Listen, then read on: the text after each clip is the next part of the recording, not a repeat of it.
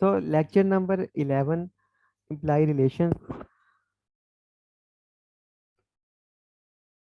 So human resource management में हमने पहले 3 स्टेप कवर किए, 3 प्रोसेसेस, 3 सिस्टम्स, 3 निज़ाम जो किसी भी ऑर्गेनाइजेशन में परफॉर्म किए जाते हैं या मोस्ट ऑफ में परफॉर्म किए जाते हैं। पहला था एचआर प्लानिंग, जिसमें हमने देखा कि किस तरह एम्प्लाई को अट्रैक्ट करने से लेकर उसे एम्प्लाई ऑर्गेनाइजेशन में भर्ती करना है, फिर उसे ट्रेन करना है, ट्रेन और डेवलप करना है।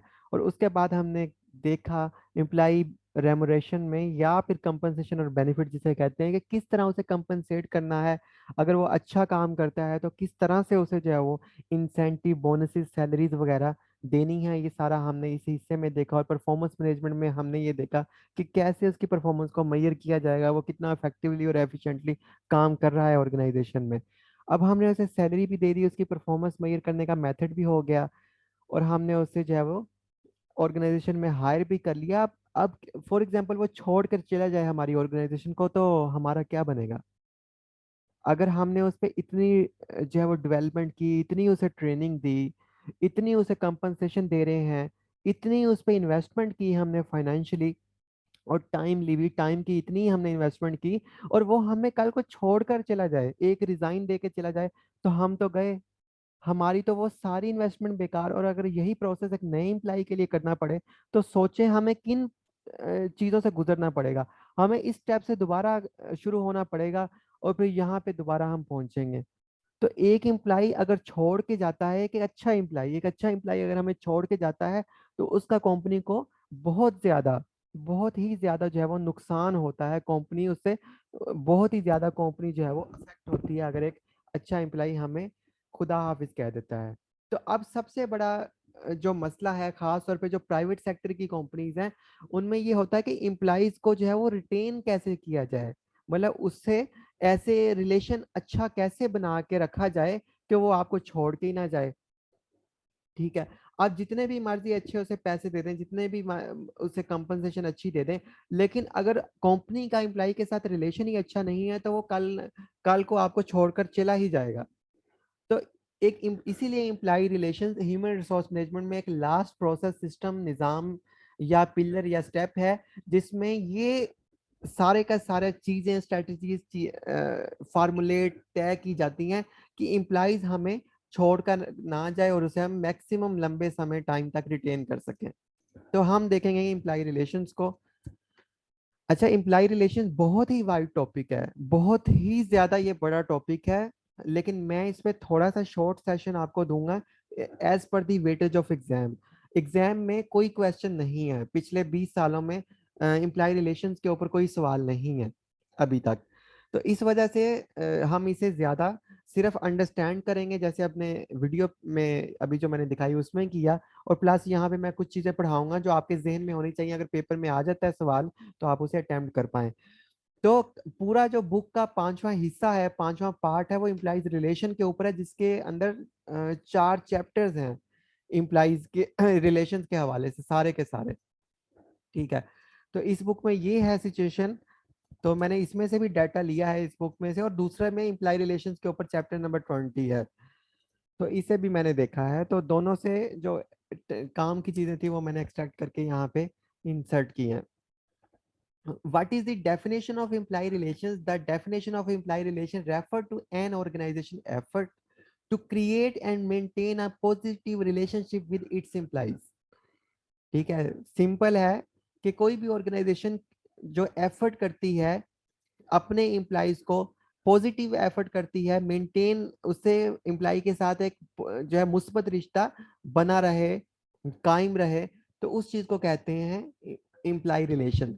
Bye maintaining positive constructive employee relation, organisation hope to keep employee loyal and more engage in their work. अच्छा जब इम्प्लाई का रिलेशन होगा कंपनी के साथ, कंपनी जो है वो बहुत अच्छा रवैया रखेगी इम्प्लाई के साथ, तो इम्प्लाई जो है वो वफादार होगा कंपनी का, और ज्यादा बेहतर तरीके से जो है वो अपने काम में एंगेज रहेगा, और ज्यादा बेहतर तरीके से काम को परफॉर्म करेगा। तो कंपनीज की कोशिश होती है मैक्सिमम कि जो इम्प्लाई है उससे बेटर, पॉजिटिव, बेहतरीन रिश्ता, नाता, रिलेशन बना के रखा जाए, ताकि क्योंकि कंपनी इम्प्लाई के सर पे ही तो है। अगर इम्प्लाई से एम्प्लॉय छोड़कर चला गया तो कंपनी इफेक्ट होगी। तो इसलिए कंपनी की कोशिश होती है कि बेहतरीन अच्छा रिश्ता नाता उसे बनाया जाए, ताकि वो हमें छोड़कर भी ना जाए और काम भी बेहतर तरीके से परफॉर्म करे। तो सिंपल अगर दो लफ्जों में कहें कि इम्प्लाई रिलेशन क्या है, ये सिस्टम क्या है इम्प्लाई रिलेशन, तो इम्प्लायर जो होता है, यानी जो जो है वो रोजगार प्रोवाइड करने वाला जो होता है, जो मालिक होता है कंपनी का, या कंपनी जो रोजगार देती है उसे एम्प्लॉयर कहते हैं। तो एम्प्लॉयर जो है एम्प्लॉय के साथ जो मेंटेन करना चाहता है पॉजिटिव रिलेशंस, बेहतर रिश्ता नाता उसे जोड़ना चाहता है, उसे कायम रखना चाहता है, कंटिन्यू रखना चाहता है, उस जो है प्रोसेस या उस अमल का नाम है एम्प्लॉय रिलेशंस। सिंपल नाम से ही जाहिर है। अच्छा, थोड़ी सी और इसमें एक्सपेंडेड डेफिनेशन पढ़ लेते हैं एम्प्लॉय रिलेशंस की। वो कहते हैं कि essentially employee relations is concerned with the contractual, emotional, physical and practical relationship between employer and employee. वो कहते हैं जरूरी है एम्प्लॉय रिलेशन जो है वो इन चीजों से कंसर्न करता है। एम्प्लॉय रिलेशन में ये सारी चीजें आती हैं। एक तो जो है वो कॉन्ट्रेक्चुअल, जो मुआयदा हुआ है मुलाजिम का उस कंपनी के साथ, लीगल जो हुआ है काम करने का, तो मुआयदा अच्छे से चलता रहे, जो बना रहे, टूटे ना वो मुआयदा। और दूसरा जो है वो सिर्फ एक तो कानूनी मुआयदा है, और दूसरा जो है वो दिल का या इमोशंस का जो है उसके साथ हमारा जो है वो एक जो है वो जोड़ है एम्प्लाई के साथ, हमारी एक बॉन्डिंग है, इमोशनल बॉन्डिंग है। तो वो कहते हैं कि इमोशनल और एक हमारी फिजिकल बॉन्डिंग है उसके साथ। कंपनी को वो सर्विसेज प्रोवाइड कर रहा है, इतना टाइम वो यहाँ पे खर्च कर रहा है अपनी जिंदगी का। और तीसरा लास्ट में वो कहते हैं practical relationship between employer and employee. तो यहाँ पे कंपनीज की कोशिश होती है कि कानूनी मुआयदे के अलावा उनके साथ जो इमोशनल उनका रिश्ता है एम्प्लॉयज के साथ, और फिजिकल वहाँ जो सर्विसेज दे रहे हैं, फिजिकल जो उनका रिश्ता है, और प्रैक्टिकली जो वहाँ पे वर्क परफॉर्म कर रहे हैं, तो इस रिश्ते को जो है वो बेहतर जो है वो बनाया जाए, बेहतर जोड़ा रखा जाए और मजबूत किया जाए, ताकि एम्प्लॉयज लंबे समय तक वहाँ पे स्टे कर सके। और यहाँ पे वो आगे कहते हैं the relationship between management and the employee employee relation can further be defined as an organization effort to create and maintain a positive relationship with its employees. मुस्बत रवैया बनाया जाना चाहिए अपने मुलाजमों के साथ कंपनी का, तो ये एम्प्लॉयज रिलेशन में आता है। Therefore to foster and maintain this positive relationship it is imperative and critical that management sees employees as a stakeholder in the company rather than an economic being or paid labor। तो यानी कि employ relation इसलिए भी जरूरी है कि company जो है वो एम्प्लॉय को एक एक रिसोर्स की तरह, एक असासे की तरह, एक एसेट की तरह देखे, ना कि उसे जो है वो एक टूल की तरह, एक हथियार की तरह देखे कि ये बस हमारे लिए काम करने का जरिया है, एक टूल है, हम इसे काम करवाएंगे और हमें सिर्फ मुनाफे से गर्ज है, हम ये चला जाए हम किसी नए को ले आएंगे। हमें इससे गर्ज नहीं है, हमें सिर्फ काम से गर्ज है, वो हम किसी से भी करवा सकते हैं, जैसे मजदूरों के साथ होता है। तो यहाँ पे वो ये कहना चाहते हैं कि हम एम्प्लॉय को जो है वो एक टूल की तरह नहीं, बल्कि उससे एक स्टेक होल्डर की तरह, एक एक बड़ा उसका मतलब स्टेक है ऑर्गेनाइजेशन में, ऑर्गेनाइजेशन का, यानी कि वो एक बड़ा हिस्सा है, बड़ा पार्ट है।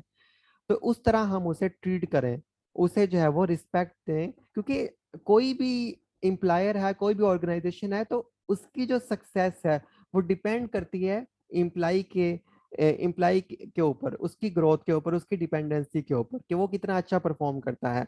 और ये तभी हो सकता है जब हमारे उसके साथ रिलेशन अच्छे होंगे।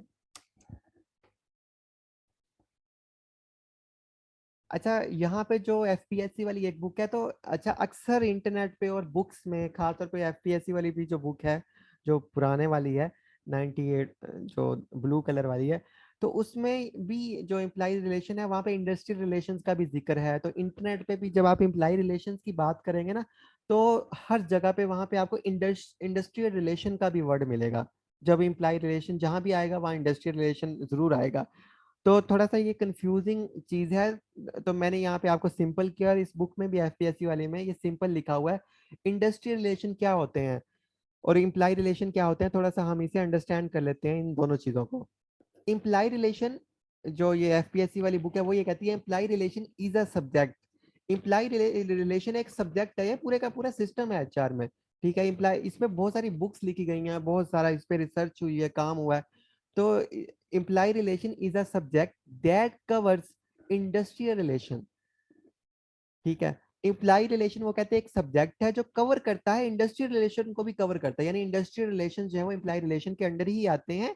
Imply participation in management decisions communication plus policies for improving cooperation between management and workers, the control of employee grievances and minimisation of conflict. वो कहते हैं कि जो सिंपल है इम्प्लाई रिलेशन, इसके अंदर इंडस्ट्रियल रिलेशन भी आ जाता है, वर्कर्स का जो मैनेजमेंट है उसका वर्कर्स के साथ क्या मतलब जो है वो मैनेज करने का तरीका कार है, कंट्रोल्स कैसा है इम्प्लाई का, इम्प्लाई की शिकायत वगैरह वो सुनी जानी चाहिए, उसके मसले मसाइल वगैरह। और जो कन्फ्लिक्ट है वर्क प्लेस के ऊपर, लड़ाई झगड़ा जो है वो कम से कम हो, ये उसी सूरत में होगा जब हमारा रिश्ता नाता एम्प्लॉइज के साथ स्ट्रॉन्ग होगा। ठीक है। तो इंडस्ट्रियल रिलेशन जो है वो भी इम्प्लाई रिलेशन के अंडर ही आ जाता है। इम्प्लाई रिलेशन जो सब्जेक्ट है वो कवर करता है इंडस्ट्रियल रिलेशन को प्लस दूसरी तमाम चीजों को। अब इंडस्ट्रियल रिलेशन क्या होते हैं वो हम पढ़ लेते हैं। And the industrial relation, that term industrial relation came into common use during the mid 20th century. For two key reasons, industry expanded dramatically throughout the world as union membership grew correspondingly. यहाँ पे वो कहते हैं कि industrial relation जो term है ना, जो 20वीं सदी थी, आपको पता है कि यूरोप में, अमेरिका में, यूके में खास तौर पे जो इंडस्ट्रियल सेक्टर था, या जिसे इस 20वीं सदी को इंडस्ट्रियल रेवोल्यूशन का भी दौर कहा जाता है, कि दुनिया भर की मतलब इंडस्ट्रियल रेवोल्यूशन हुई थी। जितनी भी इंडस्ट्री थी ये इन एरियाज में एग्जिस्ट करती थी, यूके यूएस में, सारी की सारी यूरोप में। तो ये इंडस्ट्रियल रेवोल्यूशन का टाइम था। तो वहां पे जब इंडस्ट्रियल रेवोल्यूशन आई, तो क्योंकि इंडस्ट्री के अंदर वर्कर्स काम करते थे और वर्कर्स पे हुक्म चलाया जाता था, ठीक है, उन्हें तब जो है वो रिसोर्स नहीं समझा जाता था, बस काम करने का एक टूल समझा जाता था। तो इसलिए वर्कर्स की फिर यूनियंस होती थी, जो यूनियंस होती थी, तो वो यूनियंस के फिर लड़ाई झगड़े होते थे जो मालिकान है उनके साथ। तो वो कहते हैं कि इंडस्ट्रियल रिलेशन टर्म कहाँ से आई, एक तो ये कॉन्सेप्ट यहाँ से आया कि जो 20वीं सदी है उसमें ड्रामेटिकली तौर पे जो है वो दुनिया भर में इंडस्ट्री इवॉल्व हुई, मतलब इंडस्ट्री खड़ी हुई। और साथ जो यूनियन थी, लेबर यूनियन थी, मजदूरों की या वर्कर्स की यूनियन थी, उनका उन्होंने भी ग्रो करना शुरू किया। ठीक है। तो उसके बाद वो कहते हैं industry increasingly inter into collective bargaining process. फिर एक विद यूनियंस फिर एक बार्गेनिंग प्रोसेस शुरू हो गया कि जो जो वर्कर्स की यूनियंस होती थी वो मालिकान के साथ जो है वो बार्गेन करती थी डिफरेंट चीजों के ऊपर, कि हमें ये फैसिलिटीज प्रोवाइड की जाए, हमें सैलरीज इतनी प्रोवाइड की जाए। अगर वो नहीं मानते थे तो फिर वो यूनियंस हड़ताल करती थी, उसे छोड़ देती थी, कंपनी को जो है अफेक्ट करती थी, उसके काम को, काम प्रोडक्शन रोक देती थी। तो इस वजह से जो है वो उस टाइम जो यूनियंस थी वर्कर्स की बहुत स्ट्रांग थी। तो इंडस्ट्री जो थी उसे यूनियन के साथ रिलेशनशिप मेंटेन करना था, यानी एम्प्लॉइज के साथ रिलेशनशिप अच्छे से मेंटेन करना था। तो वहां से ये कॉन्सेप्ट आया या टर्म आई कि इंडस्ट्रियल रिलेशंस, मतलब कि जो यूनियंस हैं, जो लोग हैं, जो वर्कर्स हैं, इंडस्ट्री का उसके साथ जो रिलेशनशिप है वो अच्छा हो। तो फिर उस टाइम पे इंडस्ट्रियल रिलेशंस पे काफी थ्योरीज आई। इंडस्ट्रियल रिलेशन एक टर्म नहीं इजाद हो गई, एक नया एरिया आ गया कि किस तरह यूनियंस के साथ, लोगों के साथ जो इंडस्ट्री है वो बेहतर ताल्लुकात बनाए रखे। तो आगे वो कहते हैं फिर ये एक वाइड और बड़ा सब्जेक्ट भी बन गया industrial relation. Industrial relation become a social science. फिर ये एक सोशल साइंस बन गई। Work place relation primarily those between industry and industrial workers were analyzed using academic disciplines such as sociology and economics। अच्छा, ये एचआरएम और दूसरी बाकी जितनी चीजें हैं, सब्जेक्ट्स हैं, आजकल में इवॉल्व हुई हैं। तो जो इकोनॉमिक्स है उसे मदर कहा जाता है तमाम सब्जेक्ट्स की, मतलब जो बिजनेस और इससे रिलेटेड जितने भी सब्जेक्ट्स हैं, इकोनॉमिक्स उनकी मदर है। ठीक है, चाहे फाइनेंशियल मैनेजमेंट हो, चाहे ये सारी चीजें हो। तो उस टाइम इकोनॉमिक्स का सब्जेक्ट होता था, सोशियोलॉजी का होता था। वो कहते हैं जो फिर एकेडमिक डिसिप्लिन थे, यानी यूनिवर्सिटियां कॉलेज उस टाइम के जो थे 20वीं सदी के, तो उसमें इंडस्ट्रियल रिलेशंस जो है वो इन जैसे आज एचआरएम है ना, तो उस टाइम सोशियोलॉजी एंड इकोनॉमिक्स, तो सारे ये सब्जेक्ट्स एचआरएम वगैरह इकोनॉमिक्स से इवॉल्व हुए हैं।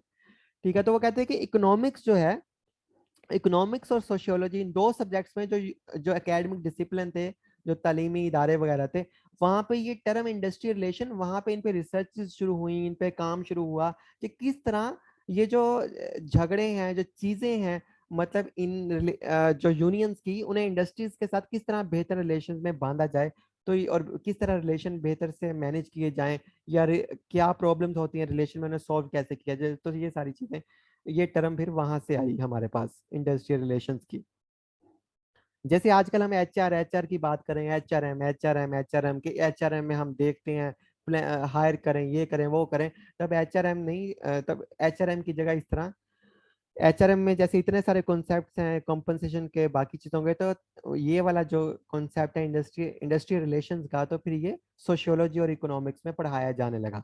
तो इस तरह ये फिर टर्म हमारे पास आती है। लेकिन जो अब आजकल एचआरएम आ चुकी है, ह्यूमन रिसोर्स मैनेजमेंट आ चुकी है, तो एक तो इंडस्ट्रियल वो जमाना भी चला गया, तो इम्प्लाई रिलेशंस के अंदर ही इंडस्ट्रियल रिलेशन आ जाता है, और इंडस्ट्रियल रिलेशन भी बहुत सारी चीजों को कवर करती है।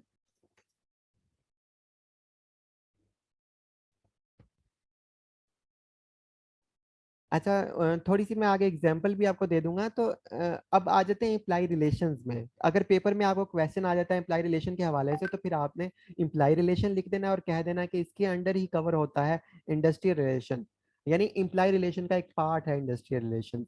और मैंने वो बता दिया इंडस्ट्रियल रिलेशन उसे क्यों कहते हैं, यानी इंडस्ट्री में जो लेबर है उसके एम्प्लॉयर के साथ ताल्लुकात को। तो एचआर जो है वो इंडस्ट्री के अलावा बहुत जगह पे अप्लाई होती है।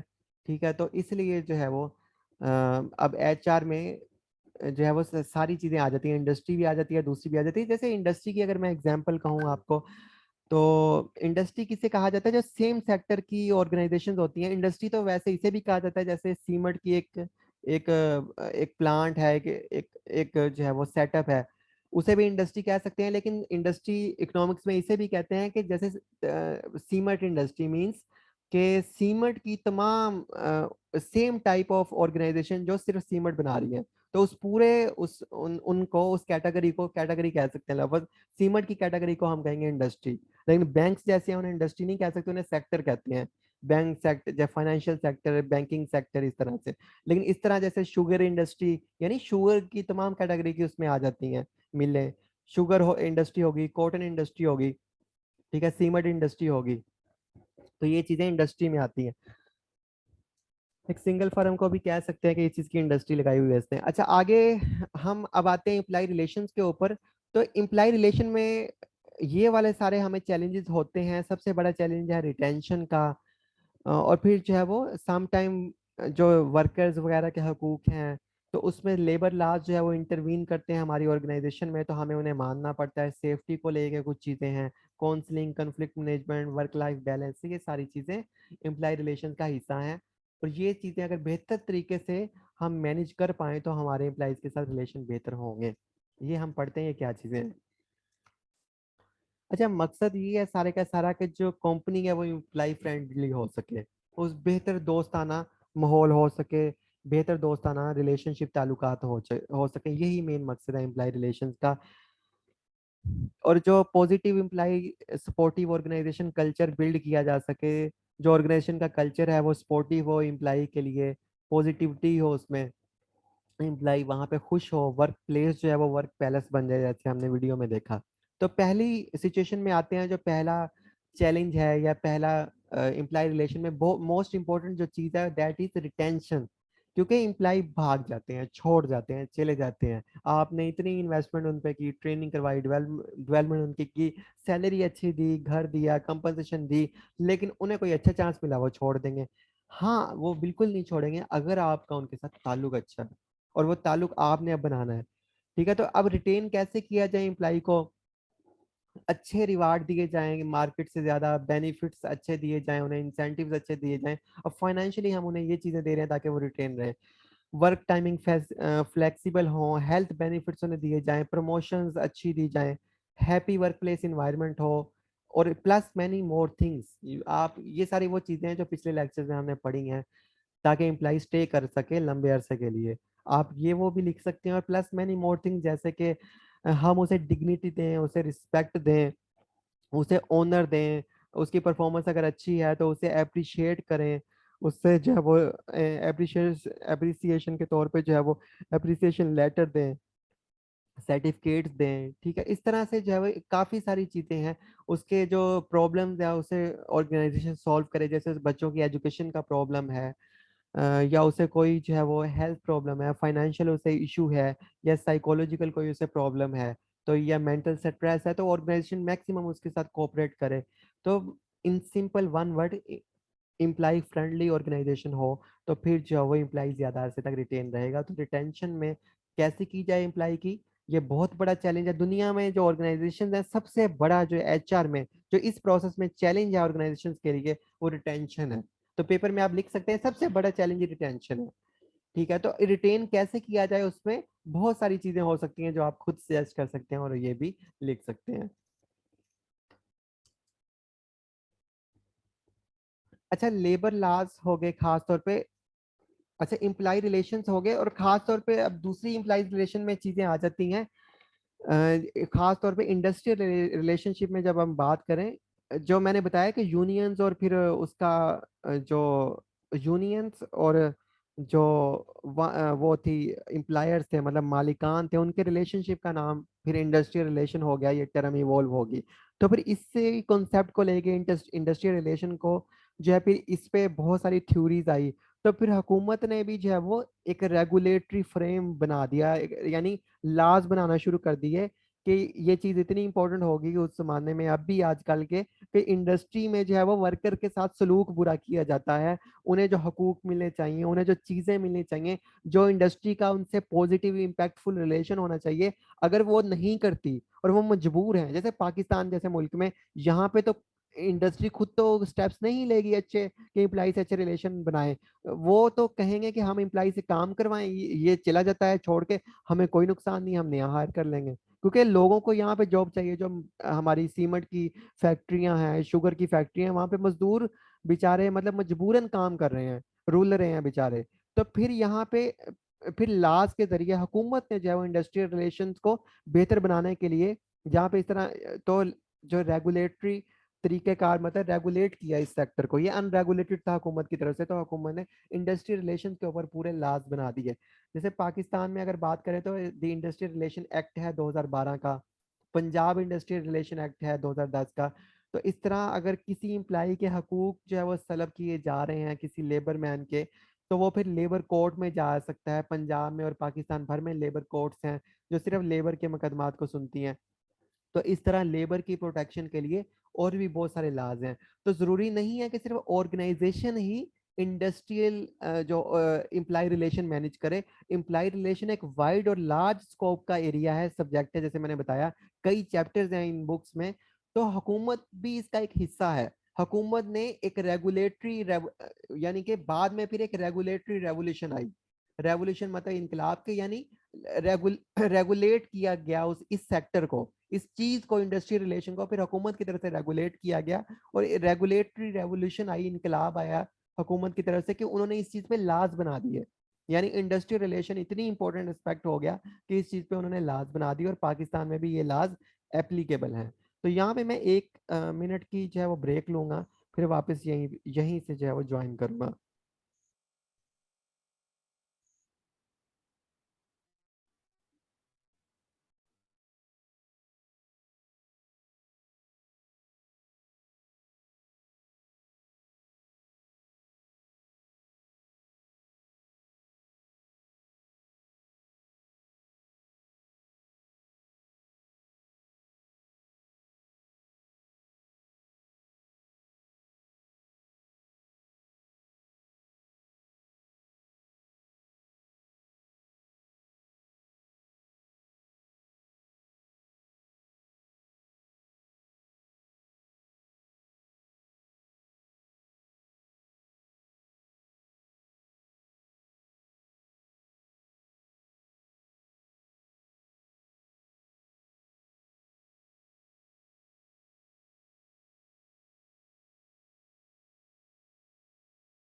So welcome back.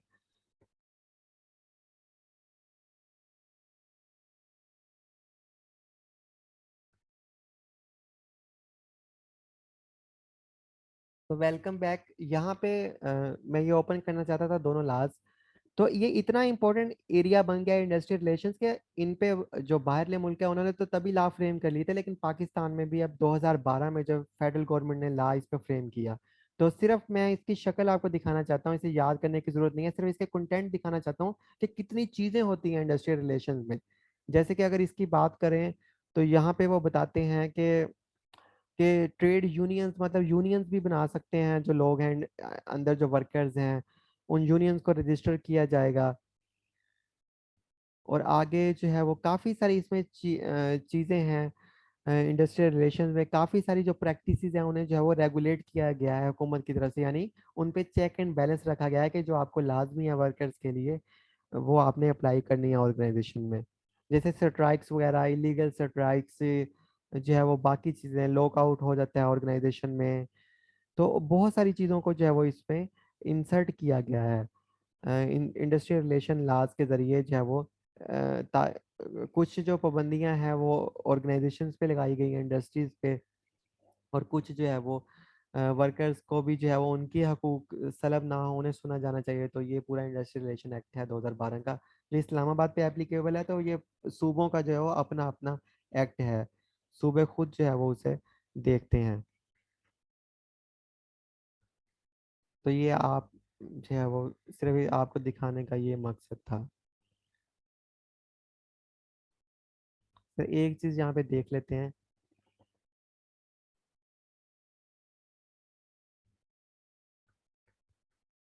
जैसे यहाँ पे वो कहते हैं कलेक्टिव बार्गेनिंग एजेंट, कोई एक बंदा नामजद हो सकता है यूनियन की तरफ से जो बार्गेन करे इंडस्ट्री एम्प्लॉयर के साथ। तो जो बार्गेनिंग का कॉन्सेप्ट था जो यूनियंस किया करती, तो उसे भी लाज में रेगुलेट कर दिया गया है, मतलब रेगुलेट। और फिर जो है वो, जैसे यहाँ पे लिखा हुआ है कि जो मसले मसाइल हैं इंडिविजुअल्स के जो वहाँ काम कर रहे हैं उन्हें जो है वो रिड्रेस किया जाएगा, सुना जाएगा, यानी ज्यादती ना हो मजदूरों के साथ। फिर लेबर कोर्ट्स का हक दिया गया मजदूरों को कि अगर उन्हें किसी चीज़ में दुश्वारी हो, जो इंडस्ट्री है उनके साथ जुल्म कर रही है, वो जो फैक्ट्री वगैरह है, तो वो फिर मिल वगैरह है तो लेबर कोर्ट में जाके दरवाज़ा खटखटा सकते हैं इंसाफ का।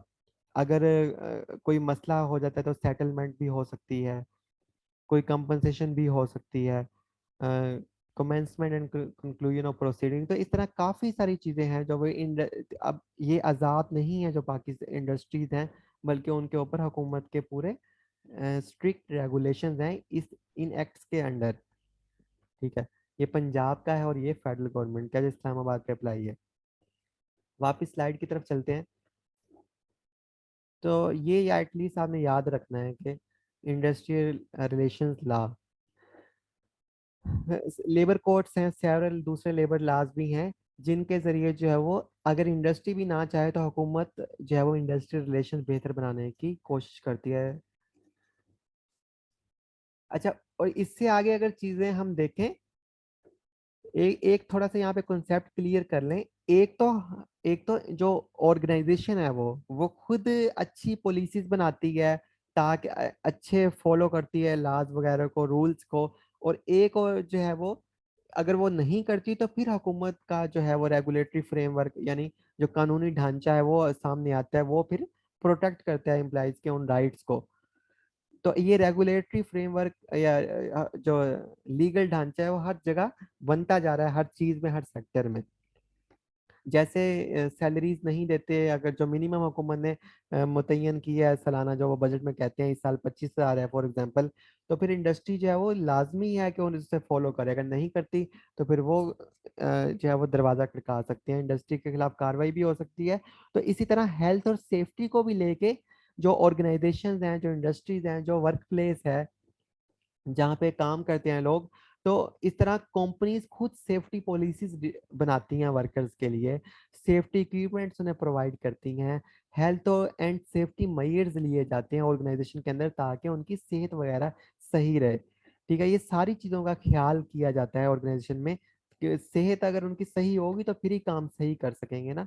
तो ये सारी चीजें, लेकिन अगर ऑर्गेनाइजेशन ये नहीं करती, फॉर एग्जाम्पल ये नहीं करती, तो फिर रेगुलेटरी जो रेवोल्यूशन है, रेगुलेटरी फ्रेमवर्क जो है, कानूनी ढांचा है, जब कानून में इनकलाब आता जा रहा है, इसका ये मतलब है, ये टर्म ज़्यादा खूबसूरत है, आप पेपर में इस तरह लिख सकते हैं कि जो रेगुलेटरी रेवोल्यूशन हो रही है हर सेक्टर में, तो हेल्थ तो इन चीज़ों को लेके भी वर्कर्स की रेगुलेटरी रेवोल्यूशन हुई है, क्योंकि ये नए लाज है 2019 में बना है। तो यानी कानून यहाँ भी हरकत में आया है, कानूनी इनकलाब जो है वो हर एरिया में होता जा रहा है। यानी कि चाहे कोई हेल्थ का एरिया हो, चाहे फॉर एग्जांपल कल को हम इंस्पेक्टर्स हैं, या इसमें भी रेगुलेटरी जो है वो मतलब इनकलाब आ जाए। हर जो जहाँ जहाँ लोगों को प्रोटेक्शन की जरूरत है, उसके ऊपर कवानीन और लाज जो है वो टाइम टू टाइम बनते जा रहे हैं। इस चीज को हम कहते हैं रेगुलेटरी रेवोल्यूशन, कि उस चीज को रेगुलेट किया जा रहा है, उस जो अनरेगुलेटेड था ऐसे ही खुला फिर रहा था, उसके ऊपर कंट्रोल नहीं था कोई। तो जैसे वर्कर्स की हेल्थ और सेफ्टी को लेके अगर ऑर्गेनाइजेशन ऐसा कोई स्टेप नहीं करती और वो बेकार हो रही है उनकी सेहत, जैसे सीमेंट की इंडस्ट्री है, तो वहाँ जो सीमेंट के जब बनता है तो वो चूना पत्थर होता है, वहां से डेथ हो सकती है लोगों की। जैसे कोयले कानकुनी है, माइनिंग है कोयले की, तो वहां भी काफी लोगों की डेथ होती है। तो ये चीजें वहां पे फिर अप्लाई होती हैं। जैसे एक घुटन है एक ऑर्गेनाइजेशन में, प्रोडक्शन प्लांट जो है वहाँ पे सांस लेना मुश्किल है। तो इसलिए ये जो है वो कंपनी की जिम्मेदारी है कि वो खुद पॉलिसीज मेयर्स लें, इक्विपमेंट से प्रोवाइड करें, हर तरह से एम्प्लॉय की सेफ्टी का ख्याल रखें। लेकिन अगर वो नहीं करते तो फिर ला तो हरकत में आएगा। और लाज में एक पूरा कानून भी आया है पंजाब का, Punjab occupational safety and health act. ठीक है, तो इसके ऊपर एक पूरा कानून भी आया है 2019 में। ऑक्यूपेशन का क्या मतलब होता है? जो उन्होंने ऑक्यूपेशन इख्तियार किया हुआ है, दो तरह के होते हैं, प्रोफेशन एंड ऑक्यूपेशन। जैसे हम इंस्पेक्टर हैं या कोई डॉक्टर है तो वो प्रोफेशन में आता है, जो हाथ से काम करने वाले इस तरह के जो लोग हैं स्किल वाले, वो ऑक्यूपेशन में आते हैं। तो occupation safety and health act 2019 में आया है, जिसमें इस बात को ऑर्गेनाइजेशंस के लिए बाउंड किया गया है कि आप ये चीजें वर्कर्स की सेफ्टी को लेके करेंगे लाजमी, चाहे आप चाहें या ना चाहें, करना पड़ेगा। तो इस तरह फीमेल को जो है वो हरास किया जाता था वर्क प्लेस के ऊपर, तो फिर उनकी हरासमेंट जो है वो खत्म करने के लिए भी जो है वो कमीशंस भी बनाए गए, कंप्लेन सेल भी बनाया गया है। तो ये भी एक कानून 2010 में लाया गया, the protection against harassment of women at work place act 2010। तो इस तरह की यानी चीजें जो जो सेक्टर्स हैं वहां पे कानून साजी होती जा रही है, जो एरियाज जो है वो नेग्लेक्टेड थे। तो इस तरह जो है वो पहले तो ऑर्गेनाइजेशन को खुद चाहिए कि अच्छे से एम्प्लॉय रिलेशन बना के रखे, हेल्थ और सेफ्टी का उनका ख्याल रखे। अगर वो नहीं करते तो फिर हुकूमत तो है रखने के लिए, हुकूमत स्टेट जो है उसे माँ कहा जाता है, तो स्टेट तो फिर हरकत में आएगी। तो इसके अलावा जो है वो यहाँ पे कन्फ्लिक्ट मैनेजमेंट की भी एक इम्पोर्टेंट हिस्सा है एम्प्लॉय रिलेशंस का। बहुत सारे कन्फ्लिक्ट्स होते हैं ऑर्गेनाइजेशन में, बहुत झगड़े होते हैं मिलों में खास तौर पे। जो यूनियंस होती हैं, अच्छा इन्हें ट्रेड यूनियंस भी कहा जाता है, जो मजदूरों की यूनियंस होती हैं ट्रेड यूनियन कहते हैं इन्हें। तो जो यूनियंस वगैरह होती हैं, जो ट्रेडर की यूनियन होती है वो अलहदा होती है, इन्हें जो मजदूरों की यूनियन होती है उसे ट्रेड यूनियन कहा जाता है। बकायदा ट्रेड यूनियन के लाज हैं कैसे वो बननी है। तो जो झगड़े वगैरह होते हैं उन झगड़ों को, और ये यूनियंस झगड़े करती हैं ओनर्स के साथ, तो उन्हें अच्छे से उन डिस्प्यूट्स को कैसे इनसाइड द ऑर्गेनाइजेशन रिजॉल्व किया जाए। इनसाइड द ऑर्गेनाइजेशन नहीं तो फिर हुकूमती जो फोरम्स हैं, ट्राइब्यूनल्स बने हुए हैं, कोर्ट्स हैं, या फिर हुकूमत के कुछ मसालियत वाले लोग हैं, वहां पे सॉल्व किया जा सकता है। तो डिपार्टमेंट्स के पास जाया जा सकता है, तो इस तरह से कि एक्शन लें आप मिलों के खिलाफ। तो इस तरह जो है वो कन्फ्लिक्ट मैनेजमेंट जो है ये बहुत बहुत क्रिटिकल एस्पेक्ट है एम्प्लॉयज रिलेशंस का, मतलब बहुत मुश्किल चीज़ है ये खास तौर पे जितनी बड़ी कंपनी होती है, जैसे ये प्राइवेट सेक्टर की, जैसे जैसे बेवरेज इंडस्ट्री है, ये बोतलें वगैरह जहाँ बनती है, सीमेंट इंडस्ट्री है, तो आए क्योंकि वो तो डिपेंड ही करती है ना वर्कर्स के ऊपर, लेबर के ऊपर। तो आए रोज वहाँ पे लेबर के मसले मसाइल होते हैं, हड़तालें होती हैं। उन्हें किस तरह रोका जाए, खत्म किया जाए हड़तालों को, क्योंकि हड़ताल होगी तो प्रोडक्शन प्लांट बंद हो जाएगा। कैसे हम ऑर्गेनाइजेशन को जब चलाएंगे, चलाएंगे नहीं तो फिर माल कैसे पहुंचेगा लोगों तक। तो इस तरह जो ट्रेड यूनियन को के साथ अच्छा सा नाता रिश्ता बनाया जाना चाहिए, रिलेशन अच्छा हो, ताकि कन्फ्लिक्ट हो ही ना। इस चीज को सॉल्व करने का नाम है कन्फ्लिक्ट मैनेजमेंट। इसके ऊपर पूरे का पूरा बहुत रिसर्च हुई है, बहुत बड़ा ये एचआर का एरिया है, इसके ऊपर बकायदा स्पेशलाइजेशन तक कराई जाती है कॉन्फ्लिक्ट मैनेजमेंट पे। तो एम्प्लायर की, अच्छा एम्प्लायर्स की आपस में एसोसिएशंस होती हैं, वो आपस में इत्तेहाद कर लेते हैं। जैसे आप सुनते होंगे पाकिस्तान में आटा मिल मालकान की एसोसिएशन, और इस तरह दूसरी शुगर मिल मालकान की एसोसिएशन। ठीक है, इस तरह से। तो वो भी आपस में एसोसिएशन बना के फिर तंग करते हैं वर्कर्स को। तो ये झगड़े का बाई से सारी चीजें, मतलब जब जब हम किसी के राइट सल्व करते हैं तो तब झगड़ा होता है। तो ये इन सब चीजों को हम सॉल्व करते हैं, इन डिस्प्यूट्स को, स्ट्राइक्स को, इस एरिया में, कॉन्फ्लिक्ट मैनेजमेंट में, जो एम्प्लॉय रिलेशंस के अंडर आता है। और ये एचआर का काफी बड़ा और वाइड स्कोप का एरिया है। तो अब आ जाते हैं स्कोप पे, यहाँ पे कि अब कल को पेपर में आ जाता है तो आप कह सकते हैं एचआर जो है वो कॉन्फ्लिक्ट मैनेजमेंट में भी इसका स्कोप है। तो this is the scope of HRM, कहाँ तक देखें एचआरएम जा रही है। अच्छा, एक और इम्पोर्टेंट एस्पेक्ट है एम्प्लॉय रिलेशंस में जो आ रहा है, that is work life balance. कि ऐसे नहीं है कि दिन रात वक्फ कर दिया है एम्प्लॉय ने अपनी जिंदगी को ऑर्गेनाइजेशन के लिए, ऐसे नहीं है। बल्कि ऑर्गेनाइजेशन को जो है वो इस तरह चीजें करनी चाहिए, काम और जिंदगी का तवाजुन मुलाजिम की फलाह बहबूद का एक पहलू है, जिसका ताल्लुक मुलाजिम की ज़ाती और पेशा वराना जिम्मेदारियों को आराम और तफरीक के लिए मुनासिब वक्त के साथ निभाने की सलाहियत से है। और आज ही गूगल ने जो है उर्दू में वो भी ट्रांसलेशन लॉन्च कर दी है। तो ये चीज़ मैंने वहाँ से ली है।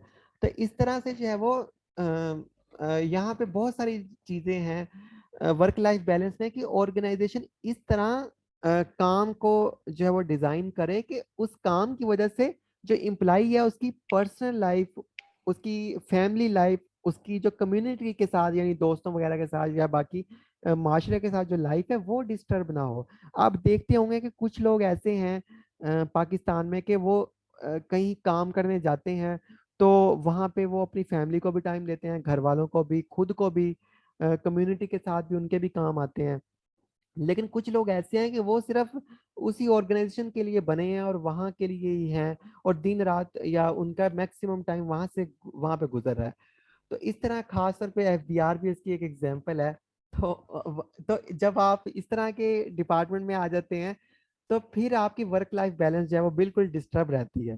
तो ऑर्गेनाइजेशन काम को इस तरीके से करें, वर्किंग आवर्स ऐसे हों, सारी चीजें ऐसी हों कि उसमें वर्क लाइफ जो बैलेंस है वो एम्प्लॉय का बना रहे, खुद के लिए भी उसे टाइम मिले, फ्रेंड्स के लिए भी और फैमिली के लिए भी, और इस तरह से। तो ये बहुत इंपॉर्टेंट चीज़ है, क्योंकि अगर इन चीज़ों को बैलेंस किया जाएगा तो फिर ही अच्छा काम एम्प्लॉय परफॉर्म करेगा, और फिर ही जो है वो बेहतर हो सकेगा। तो एम्प्लॉय रिलेशन इस वजह से भी छोड़ के जा सकते हैं ऑर्गेनाइजेशन को, कि अगर उसका वर्क लाइफ बैलेंस नहीं है। एंड पर्सनली एंड ऑनेस्टली मैं जो है करंट ऑर्गेनाइजेशन को इसलिए स्विच करने की विश रखता हूँ कि अगर मुझे कोई दूसरी अपॉर्चुनिटी मिल जाए, क्योंकि मैं वर्क लाइफ बैलेंस नहीं कर पा रहा इस ऑर्गेनाइजेशन में सबसे ज्यादा, क्योंकि ऐसे आप टास्क, सिचुएशंस, ड्यूटीज हो जाती हैं कि आपको वो फुलफिल करने हैं, उसका प्रॉपर वर्क से, स्केड्यूल से कोई लेना देना नहीं है।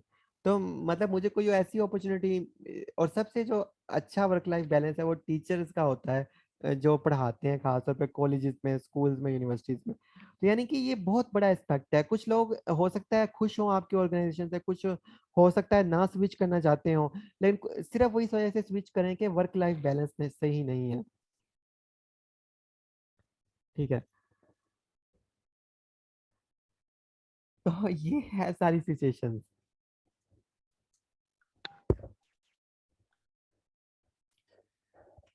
तो व्हाट इज काउंसलिंग, एक अगला एस्पेक्ट भी है कि काउंसलिंग क्या होती है। Counselling is a discussion of एक जो इम्प्लाई रिलेशन का एक अगला एस्पेक्ट है वो काउंसलिंग है। काउंसलिंग में क्या होता है, सादा सा, कि जब इम्प्लाई स्ट्रेस में होता है, इम्प्लाइज को कोई मसला वगैरह होता है, तो हम उसे कहते हैं आओ भाई बैठो। जो जो लीडर्स होते हैं यहाँ पे, बॉस नहीं, जैसे वो सेठ होता है, हाँ भी क्या मसला है तुम्हें, कल से काम पे ना आओ, सब दुनिया में ऐसे ही होता है मसले मसाइल, चले जाएं आप घर से, यहाँ पे ऑर्गेनाइजेशन से, हम कोई नया बंदा रख लेंगे, आपको आने की जरूरत नहीं है। ऐसे नहीं, बल्कि जो ये है बॉस का एटीट्यूड। लेकिन जो लीडर का एटीट्यूड है वो कहेगा, वो बुलाएगा एम्प्लाई को, और बुलाने के बाद कहेगा बताएं क्या आपको इशू है। एम्प्लाई कहेगा जी मैं स्ट्रेस में हूँ, ये मसला है मेरे साथ। तो वो निगोशिएट करके उसे एक दोस्ताना माहौल देके उसे जो है वो सॉल्व करने की कोशिश करेगा। अगर उसे वर्किंग आवर्स में फ्लेक्सिबिलिटी चाहिए तो उसे वो देगा, माली कोई मसला है वो सॉल्व करेगा, कोई और इश्यूज हैं वो उसके हल करने की कोशिश। देखिए जो वर्कर है ना वो भी तो ऑर्गेनाइजेशन के मसले हल कर रहे हैं ना। ऑर्गेनाइजेशन के काम को पूरा कर रहा है। अगर अगर वर्कर की खुद की लाइफ डिस्टर्ब हो जाए, वो खुद ही स्ट्रेस में हो जाए, तो फिर ऑर्गेनाइजेशन, जैसे वो ऑर्गेनाइजेशन की प्रॉब्लम्स को सॉल्व कर रहा है, ऑर्गेनाइजेशन की ग्रोथ के लिए काम कर रहा है, उसकी बेहतरी के लिए काम कर रहा है, तो ऑर्गेनाइजेशन का भी बदले में चाहे वो फर्ज बनता है कि वर्कर्स की जो खुशी है, उसकी जो सेटिस्फेक्शन है, उसकी जो रिलैक्सेशन है, उसके लिए काम करे, उसकी भी प्रॉब्लम्स को सुने और सॉल्व भी करे। तो ये टू वे प्रोसेस होना चाहिए, ना कि वन वे प्रोसेस कि हम एम्प्लॉय से काम लेते जाएं और बदले में एम्प्लॉय जिंदगी में चाहे मर जाए तो उससे जो है वो कोई आप कुछ ना कहें, उससे उसका आप ना सुने, एम्प्लॉय आपकी सुनता रहे, आप एम्प्लॉय की कोई बात ना सुने। तो ये सारी आप भी एम्प्लॉय, जो अच्छी ऑर्गेनाइजेशन है तो वहां पे वो एम्प्लॉय की बात भी सुनती है, एम्प्लॉय की प्रॉब्लम्स भी सुनती हैं, उन्हें सॉल्व भी करती हैं। ये सारा आ जाता है काउंसलिंग में। तो दिस इज आवर सेशन, ये था हमारा एम्प्लॉय रिलेशंस के हवाले से, रिलेशंस के हवाले से, जिसमें 6 चीज़ें आ रही हैं जो आपने जहन में रखनी है और पेपर में जो है वो अगर आ जाए तो इन 6 में से आप लिख दीजिएगा जो मैंने आपको पॉइंट्स बताए। और पीछे बहुत सारा सपोर्टिव मटेरियल है जो आपने पिछले सेशंस में पढ़ा है, वो यहाँ पे काम आएगा। तो ये मेन 6 पॉइंट्स ये हैं। पहले आप लिखेंगे कि इंडस्ट्रियल रिलेशन जो है वो एम्प्लॉय रिलेशंस का हिस्सा है, उसका सब पार्ट है, और बाकी फिर ये 6 चीजें, इन्हें आप जो है वो सोच सकते हैं, याद कर सकते हैं।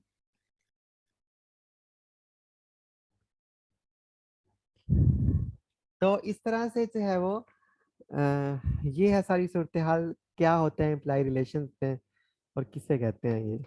और ये इसीलिए एचआरएम का फोर्थ मतलब प्रोसेस या पिलर है, क्योंकि इसकी वजह से एम्प्लॉय छोड़ के जा सकते हैं हमें, अगर हमारा रिलेशन अच्छा नहीं है।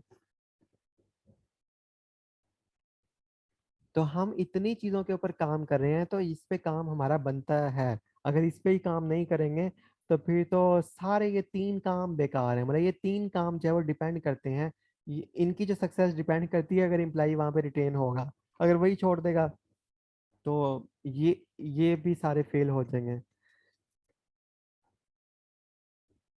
So it is extremely and key important system in human resource management to retain the employee for a longer time. So यहाँ पे आपका कोई क्वेश्चन है तो मुझे बताएं, सो उसे हम रिजॉल्व करते हैं। हेलो अस्सलाम वालेकुम सर। वालेकुम सलाम जी। सर मेरा क्वेश्चन ये है कि ये जो एम्प्लॉयर रिलेशन है वो सर हमारी रियल लाइफ में इफेक्टिव क्यों नहीं है?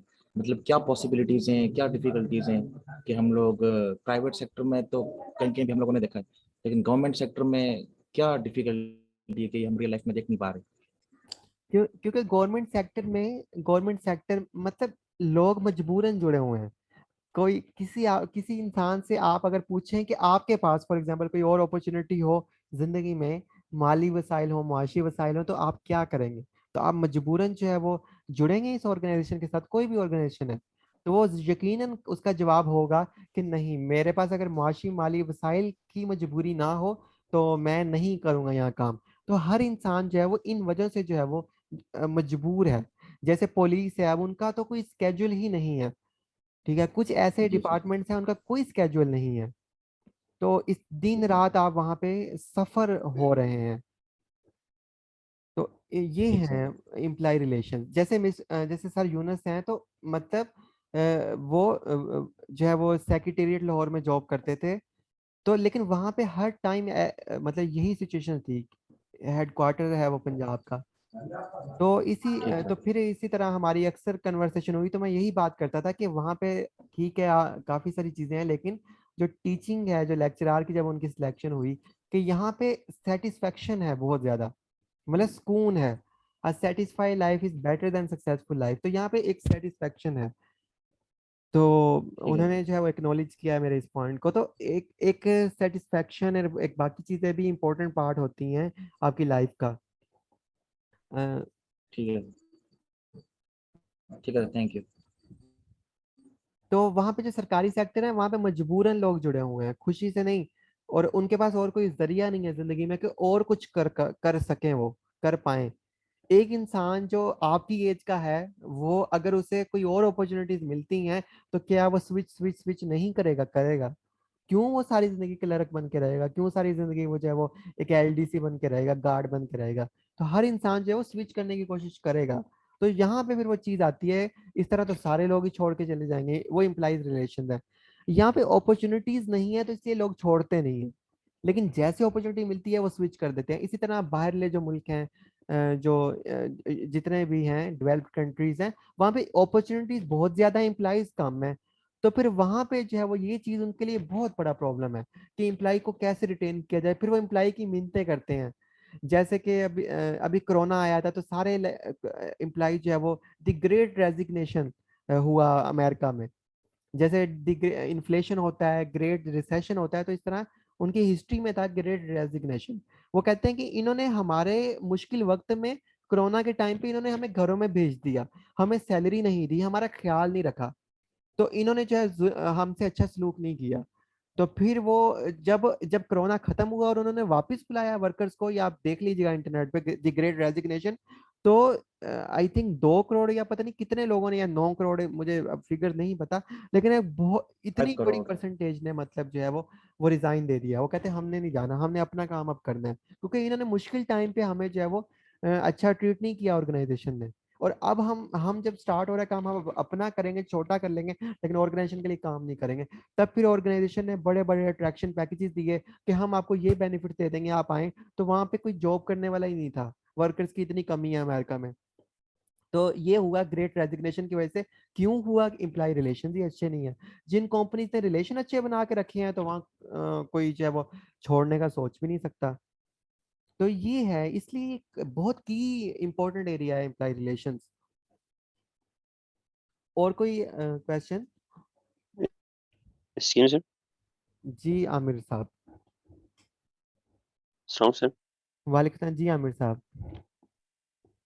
सर ये मैं ये कहना चाह रहा था मतलब लूप होल्स तो ना सर वर्ल्ड वाइड पूरी डेवलप कंट्रीज में भी है सर। मैं खुद 2011 12 और 13 में मैं इंग्लैंड में रह चुका हूँ। हम्म। और मैं वहाँ जिस भी हम मतलब पिज़्ज़ा हट हो या बड़े बड़े जैसे टेस्को ऐसे स्टोर्स थे जैसे पाकिस्तान में मेट्रो में रहे ना सर।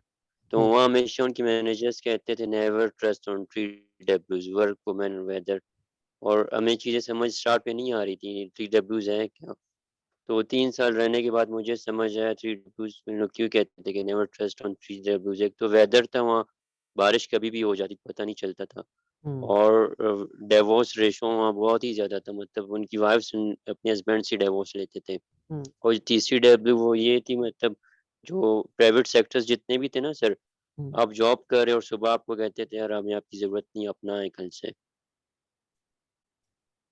मतलब ये डेवलप कंट्रीज में सर ये चीज़ होते रहती है। ये तो पाकिस्तान में तो हमारा सर मसला ये है, हम अपनी चीज़ें बहुत ज़्यादा हाईलाइट करते हैं। नहीं, लेबर में होती रहती है। जो बड़े लोग होते हैं, जो एग्जेक्टिव्स की बात करें, तो वहाँ पे ये चीज बहुत ज्यादा कंपनीज के लिए प्रॉब्लम है।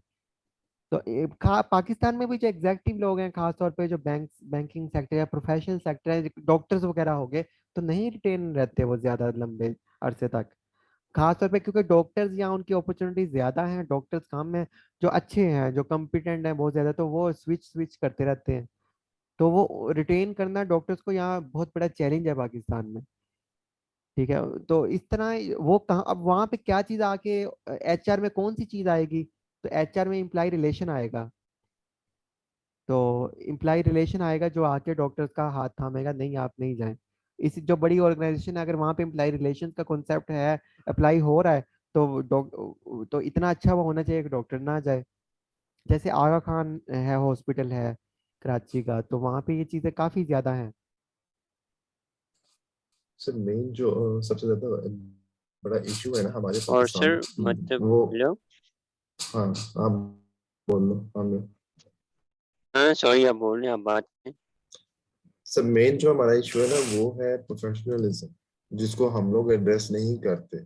जैसे आप कह रहे हैं ना कि मेरी मतलब वर्क लाइफ है और मतलब लाइफ है और साथ में वर्क है, वो क्यों इशू क्रिएट होता है कि आपको जब टाइम एक्स्ट्रा वर्कलोड करें और आपके पास टाइम लिमिट मतलब आपकी है ही नहीं काम करने की, लाइक आई वाज इन सऊदीया, तो मुझे जो ना मेरे प्रोजेक्ट मैनेजर ने कहा कि मुझे ये इंफॉर्मेशन चाहिए। आई सेड 5 बज के आई एम गोइंग, मैं तुम्हें कल दूंगा। आई डोंट केयर कि जो भी इश्यूज हैं, इंफॉर्मेशन कल मिलेगी, मेरा टाइम खत्म हो गया।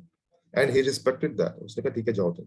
ठीक है। इन कंट्रास्ट मेरे जो बजट कंट्रोलर थे, उन्होंने मुझे कहा यार रिपोर्ट तो भेज दो मुझे। ठीक है। अब वो रिलेशन की बात है, उनके साथ रिलेशन था, तो मैंने घर गया, वहां जाके मैंने रिपोर्ट बनाई पूरी 2-3 घंटे में, और वो मैंने भेज दी। वो इसलिए नहीं थी कि मेरी जॉब को कोई इशू था या सिक्योरिटी नहीं थी, जॉब सिक्योर थी, लेकिन एक रिलेशन बन गया था उनके साथ कि भाई एक अच्छा रिलेशन है, ओके काम कर दो, कोई इशू नहीं।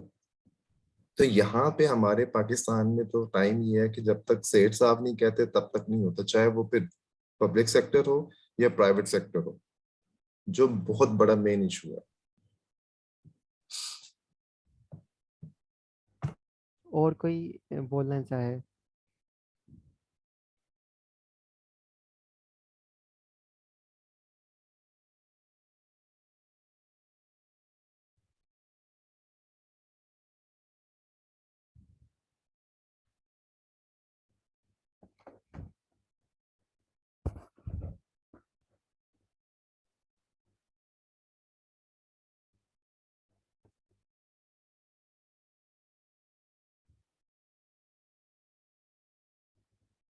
कोई बात करना चाहे? और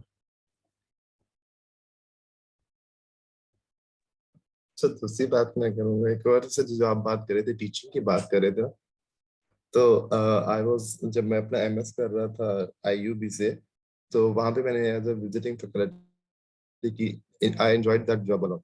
इशू यह है कि लोग अपनी जॉब को एंजॉय नहीं करते मोस्ट ऑफ द मतलब टाइम। ठीक है, काफी लोग करते हैं एंजॉय, लेकिन कुछ ऐसी कंडीशंस होती हैं कि हेक्टिक हो जाती है। लेकिन वहां पे मैंने प्रोफेसर से कुछ उनसे बातचीत की, तो उन्होंने कहा यार दिस जॉब सक्स। मैंने कहा सर क्या वजह? कहते हैं यहाँ पे आप कुछ और कर नहीं सकते, रिस्ट्रिक्शंस हैं, प्लान है, लिमका है, ये है, स्ट्रेसफुल लाइफ है। तो मतलब सर हर तरफ यही हाल है। जो जॉब करते हैं ना उनके पास मतलब वो यही कहते हैं कि यार हर तरफ स्ट्रेस है, हाँ, हम लेकिन until हम unless you case don't case enjoy study के it। तौर पे पढ़े हैं एम्प्लॉय रिलेशंस। तो इसमें ये है कि जैसे कुछ ऐसी चीजें हैं, जैसे एफबीआर है तो उस पे सारा अपलोड एफबीआर पे है तकरीबन। मतलब जैसे एफबीआर में बहुत ज्यादा स्ट्रेस है, क्योंकि उसने उसने पूरा मुल्क उसके डिपेंडेंट कर रहा है उस पे। जैसे पुलिस है खासतौर पे, उस पे सिक्योरिटी का स्ट्रेस है, और जैसे सर डॉक्टर्स हैं। अब अगर एक एंगल नहीं देखें, दूसरा एंगल देखें, तो इतने मरीज हैं, उन्हें डील करना जो हॉस्पिटल्स हैं उनके लिए पॉसिबल नहीं है। अगर इन रियल टर्म नहीं, देखें, वहाँ पे उनकी कैपेसिटी से वो बाहर है। तो इसलिए यहाँ पे नए जरूरत है, बहुत ज्यादा डॉक्टर्स की जरूरत है, इसलिए तो वो नहीं मैनेज कर पाते, तो वो फिर स्विच करते हैं। तो ये भी थोड़ा सा साइड है कि यहाँ पे कई हॉस्पिटल्स की जरूरत है, कई बहुत ज्यादा स्टाफ की जरूरत है कुछ जगहों पे, ताकि वो बेहतर जैसे सर वार्ड है ट्रू। वहाँ भी ज्यादा स्टाफ की जरूरत है। तो और भी बहुत सारी सर रीजन देखें, हैं। तो इस तरह मतलब ये इशू सारी चीजें एम्प्लॉय रिलेशंस में हैं, कि एक तो ये एस्पेक्ट है एम्प्लॉय रिलेशंस का कि हमें वहाँ पे बेहतर उनके साथ रिलेशन बॉन्डिंग बनानी चाहिए। और दूसरा ये है कि जो वर्क फोर्स की कमी है वो तो एम्प्लॉय रिलेशन में नहीं आता, लेकिन वो भी एक बड़ा सबब है कि एम्प्लॉय अपना रिश्ता नाता वो तोड़ देता है, जब उस पर इतना ज्यादा जो है वो बर्डन होता है। सो वो